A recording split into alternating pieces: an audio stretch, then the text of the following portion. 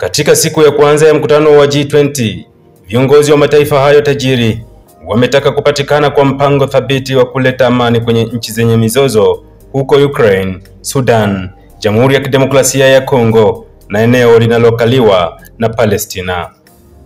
Katika kauli ya pamoja, viongozi hao wamesema wakati umefika kwa kupatikana kwa suluhu ya kudumu katika nchi hizo kwa kuheshimu kanuni za mkataba wa Umoja wa Mataifa kuhusu amani.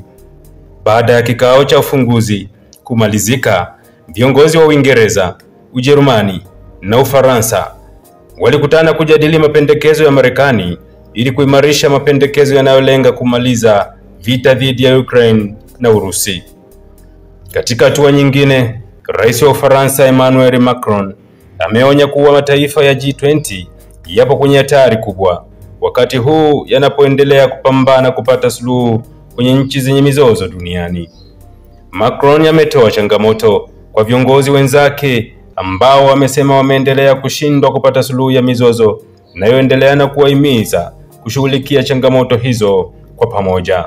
Hii ni taarifa kutoka huko Afrika Kusini ambako tunaelezwa kwamba viongozi wa G20 wametaka amani ipatikane katika nchi zenye mizozo.